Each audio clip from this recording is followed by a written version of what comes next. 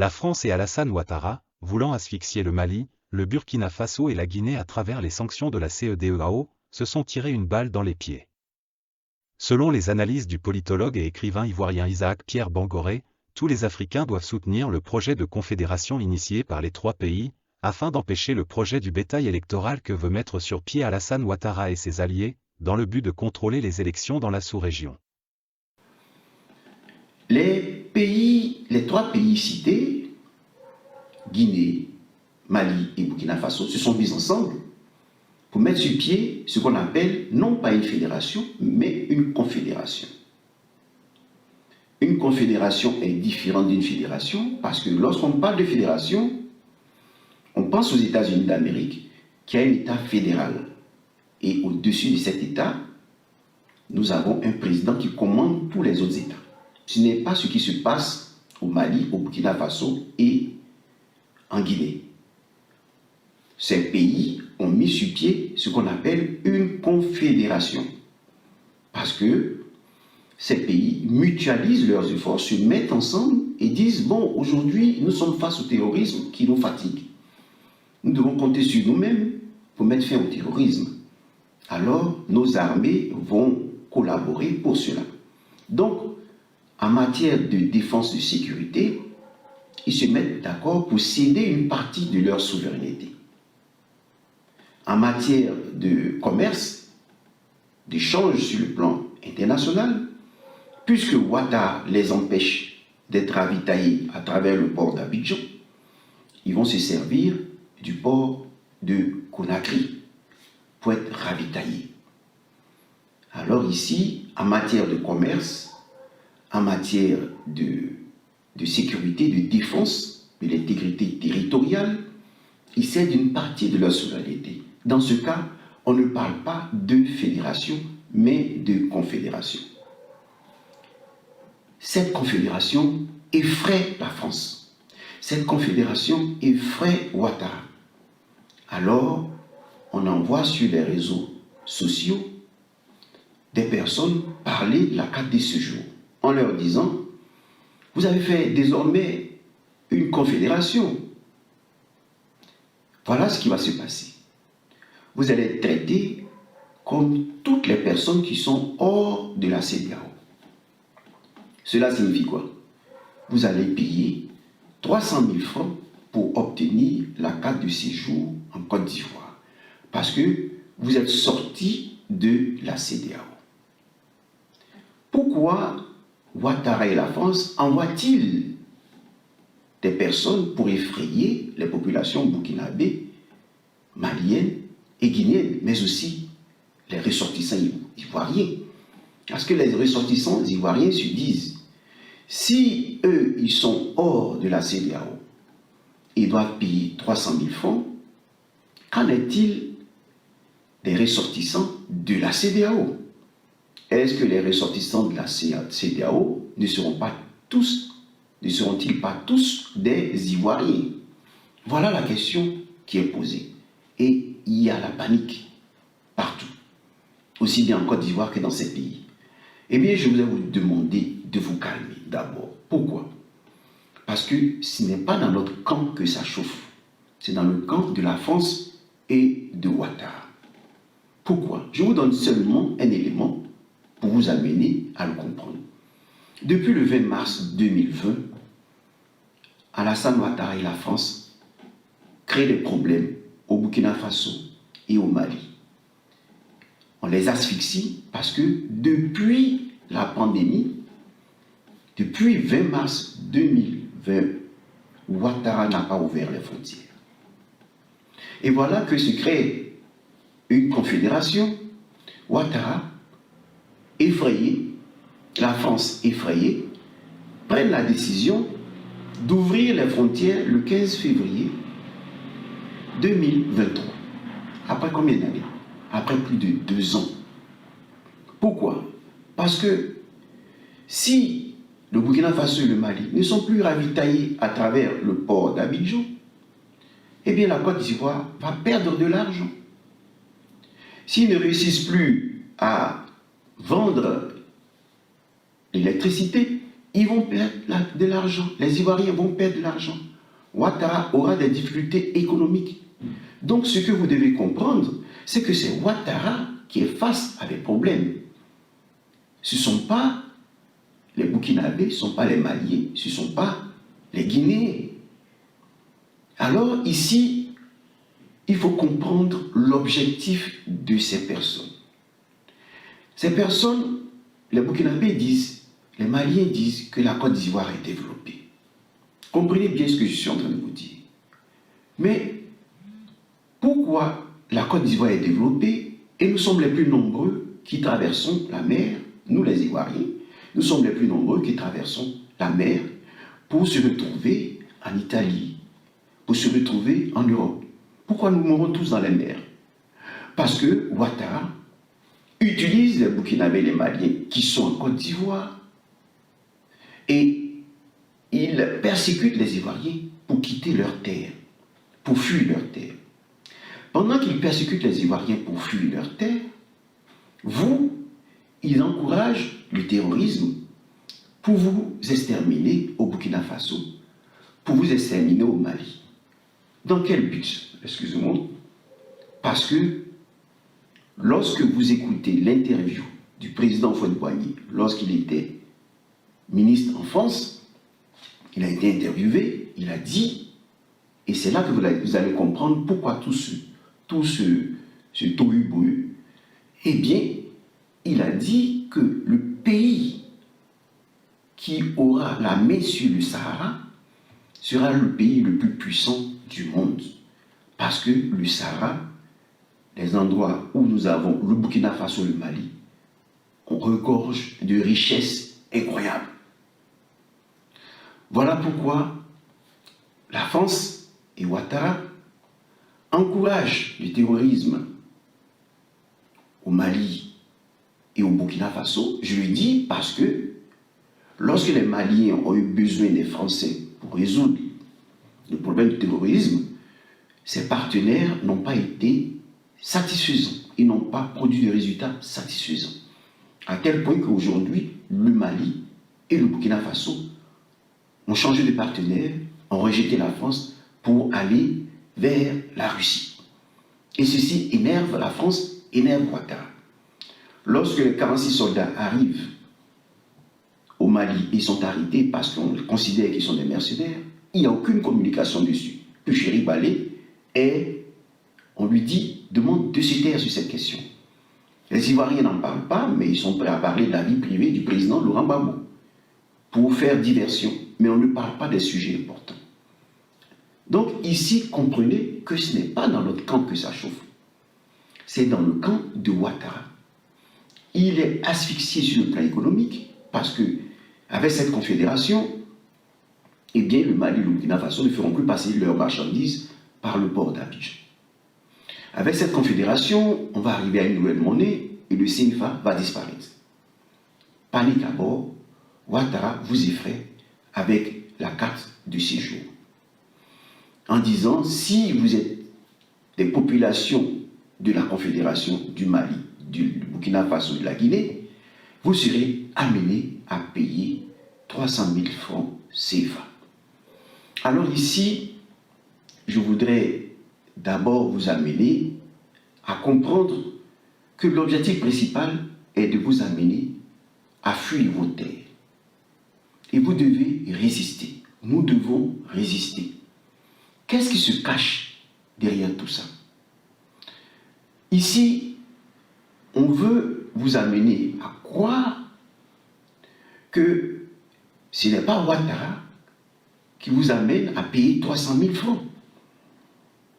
Mais c'est plutôt le président Laurent Gbagbo qui, le 13 juin 2002, a voté, disons, a adopté la loi 332-333 pour demander aux ressortissants hors CEDEAO de payer 300 000 francs, aux Français 150 000 francs, et j'en passe. Mais vous devez comprendre d'abord que ces sommes ont été fixées à l'époque, en 2002, en fonction d'un principe de réciprocité entre les pays hors CEDEAO et les pays CEDEAO. Quand je dis principe de réciprocité, c'est quoi? pour aller au Cameroun, par exemple, ceux qui n'appartiennent pas au Cameroun, qui ne sont pas ressortissants camerounais, doivent débourser une somme. C'est en fonction des sommes demandées par le Cameroun et ses autres pays hors de la CEDEAO que le président Laurent Gbagbo a pris cette décision. Mais je voudrais vous faire part de ce qui se cache derrière tout ça. Alors, faisons d'abord la genèse, expliquons comment nous sommes arrivés à cette loi du président Laurent Gbagbo.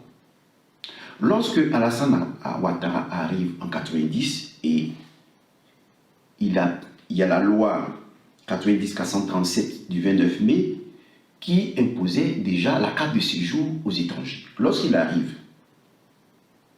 il est Premier ministre de 1990 en 1993. Il signe un décret, il y a un décret qui est signé, le décret numéro 91-631 du 2 octobre 1991, et ce décret impose aux étrangers une carte de séjour. Lorsque le président Bédié arrive, il continue avec cette même loi. Il impose une carte de séjour obligatoire aux ressortissants de la CEDEAO. Pourquoi? Pour travailler, par exemple, en Côte d'Ivoire. Lorsque le président Laurent Gbagbo arrive, il est devant une crise provoquée par cette carte de séjour. Parce que les conseillers du président Bédié seront approchés déjà par Alassane Ouattara à l'époque. Il s'agit de journalistes, d'éminents journalistes que vous connaissez. Et ceux-là vont développer le concept de l'ivoirité. Mais lorsqu'ils vont développer le concept de l'ivoirité, ils vont trahir l'idée même du président Bédié. L'idée originale du président Bédié. Parce que lorsque Sankara sera au pouvoir au Burkina Faso, il amènera les Burkinabés à changer de nom, à ne plus s'appeler Haute-Volta. Et on va passer à Burkina Faso pour parler des hommes intègres. C'est une sorte de concept qui ressemble à l'ivoirité. Amener les Burkinabés à aimer leur pays. Quand le président Bédié va arriver, il va développer cette idée. Comme Sarkozy dira, la France d'abord.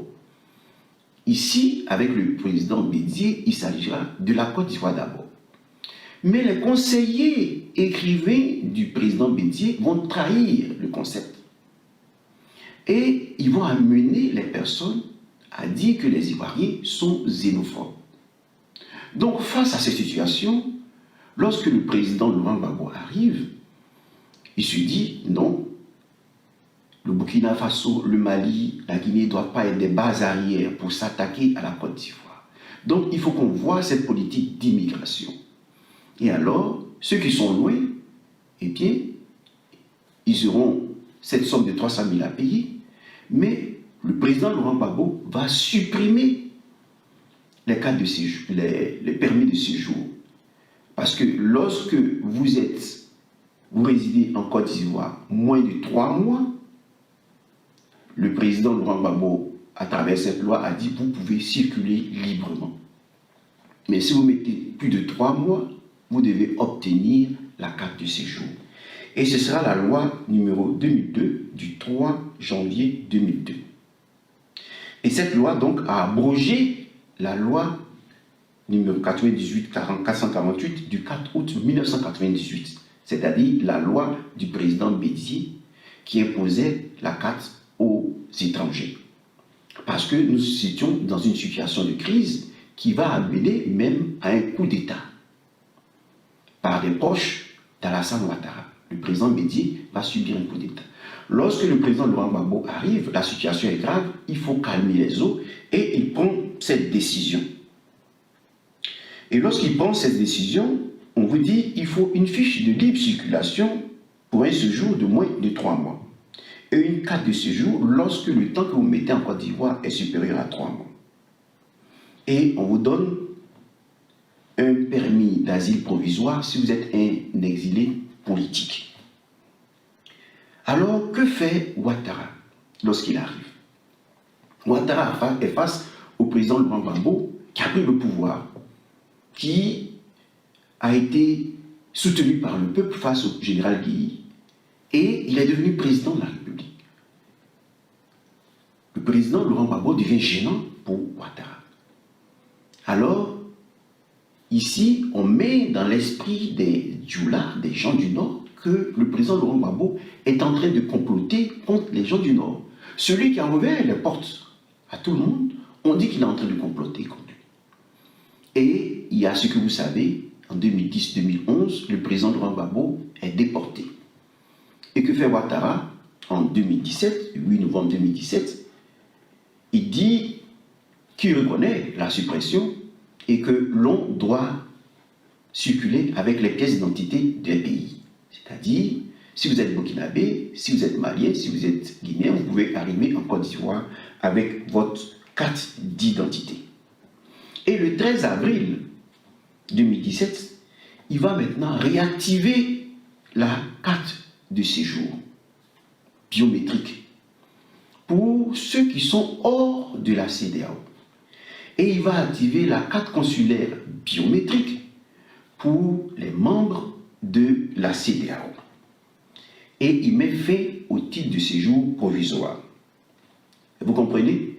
Et maintenant, pour amener les gens à détester le président Laurent Gbagbo, il va maintenir les tarifs. C'est-à-dire, pour les gens hors CEDEAO, 300 000 francs CFA, pour les Français, 150 000 francs CFA, pour les religieux, les coopérants français, 35 000 francs CFA.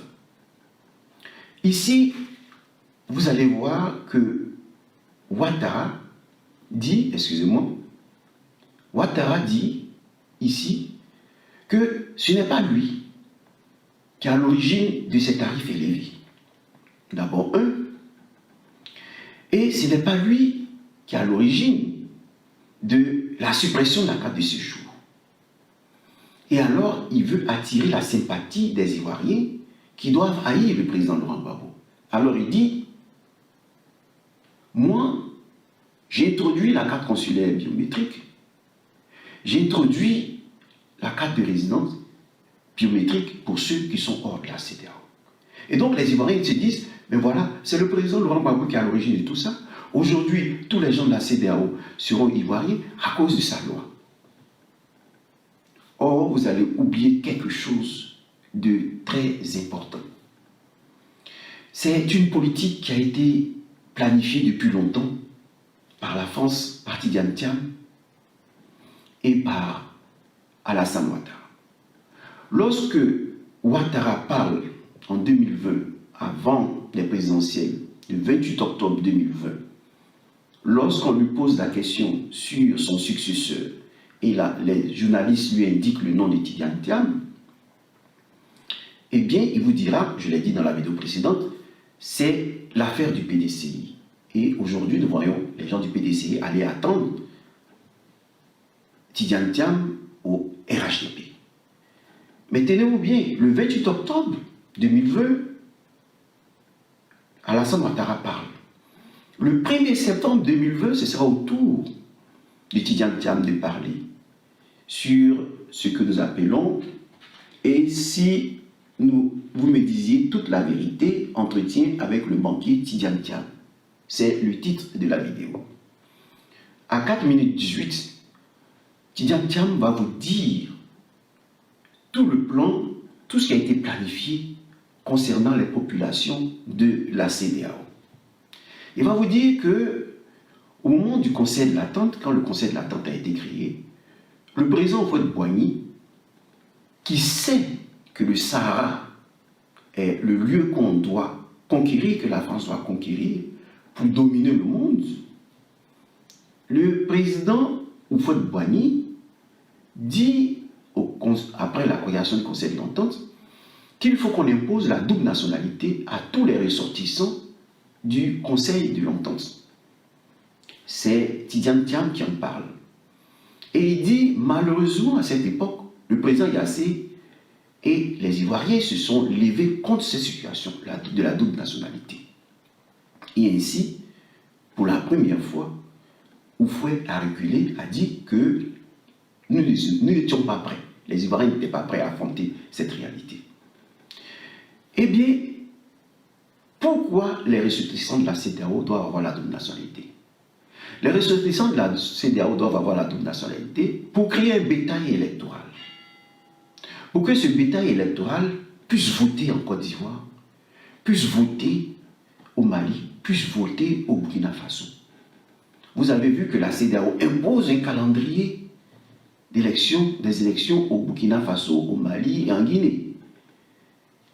Eh bien, si les ressortissants ont une double nationalité, ils pourront voter en Côte d'Ivoire le président programmé par la France, ils pourront voter au Mali, au Burkina Faso et en Guinée, le président choisi par la France. Et au moment où Ouattara cherche à attirer la sympathie des Ivoiriens pour leur faire croire que lui, il est pour la carte de séjour, qu'il est prêt à imposer la carte de séjour, la carte consulaire biométrique aux ressortissants de la CEDEAO, qu'est-ce qu'il fait? Il prend une loi d'amnistie de l'état civil. Il prend aussi une loi sur l'apatridie. Et que dit Ouattara? Eh bien, cette loi spéciale est la loi numéro 2018-863 du 19 novembre 2018. Après avoir introduit la carte consulaire et autres, pour faire croire aux Ivoiriens, pour se faire aimer les Ivoiriens, pour dire, voilà, moi, la politique d'immigration en Côte d'Ivoire, j'y tiens. Eh bien, il introduit une loi spéciale qui va permettre aux apatrides d'obtenir une carte d'identité. Et dans cette loi spéciale que je viens de vous donner, il est dit, si vous avez même la carte d'identité de quelqu'un d'autre, vous avez volé la carte d'identité de quelqu'un d'autre, vos papiers ne sont pas vos papiers. Si vous n'êtes pas enregistré sur les registres de l'état civil, eh bien lui, Ouattara, il va vous donner une carte d'identité. Et c'est ainsi que depuis 2018, nous avons plein de personnes de la CEDEAO qui sont aujourd'hui détentrices, les personnes sont détentrices de la carte d'identité nationale ivoirienne. Et que fait Ouattara? Il essaie d'enlever, il enlève de nos cartes d'identité le nom de la mère et du père. Parce que c'est là qu'il va commencer à mettre sur pied, à former son bétail électoral. Pendant qu'il vous fait croire que lui, il n'est pas comme le président Laurent Gbagbo, il est pire que tout le monde, parce qu'il est en train de créer un bétail électoral. Et lorsqu'il y aura des élections au Mali, ils vont renverser Assimi Goïta. Lorsqu'il y aura des élections au Burkina Faso, ils vont renverser les démocrates au Mali, au Burkina Faso, en Guinée, pour installer les personnes de leur bord. Vous comprenez donc que tout ce qui se passe concernant la carte de séjour n'est pas là l'essentiel. Il est en train de vous effrayer pour faire obstacle à votre évolution démocratique au Burkina Faso, au Mali et en Guinée, mais aussi pour renverser tout à partir de cette loi d'amnistie d'état civil. Lorsqu'il est venu attaquer la Côte d'Ivoire, qu'est-ce qu'il a fait? Il a envoyé les rebelles saccager les sous-préfectures, les registres d'état civil. Pourquoi? Parce qu'il devait arriver à cette loi spéciale d'amnistie d'état civil. Lorsqu'il a parlé de la loi sur l'apatridie, il n'y a plus d'apatride en Côte d'Ivoire depuis l'indépendance, parce que Houphouët-Boigny a pensé à cette loi sur l'apatridie. Les gens avaient un temps pour décider de quelle nationalité ils voulaient obtenir. Et ils obtenaient leur nationalité. Donc, vous avez au moins votre arrière-grand-père qui était soit Burkina voltaïque, soit guinéen, soit malien et autres. Donc, on ne peut pas vous dire, en 2014-2019, qu'il y a des apatrides en Côte d'Ivoire. Eh bien, cette loi sur l'apatride, qui a été fomentée avec des communautés, des organismes internationaux, que je nommerai pas ici, eh bien, cette loi sur l'apatridie a été favorable à la formation de bétail électoral. Alors, ceux qui disent, allons s'attaquer à Ouattara. Si vous vous attaquez à Ouattara, vous aurez tout ce bétail électoral contre vous. Voilà pourquoi il est bon d'aller aux urnes. Il est bon d'aller contrôler tout ça, la liste électorale, pour voir quelle est la dimension, la proportion de cette énormité que Ouattara est en train de créer à partir de la Côte d'Ivoire. Voilà la vraie question sur la carte de séjour. Et vous devez soutenir la Confédération du Mali, du Burkina Faso et de la Guinée. Parce que vous êtes sur une terre riche. Demain, ce sont les Ivoiriens qui iront travailler au Burkina Faso, qui iront travailler au Mali. Parce que vous serez plus riche que Dubaï. Donc résistez, ne vous laissez pas effrayer par une carte de séjour qui coûterait 300 000 francs. Vous aurez plus que 300 000 francs. Parce que les richesses vont couler dans cette zone de l'Afrique comme du miel coulerait dans un paradis.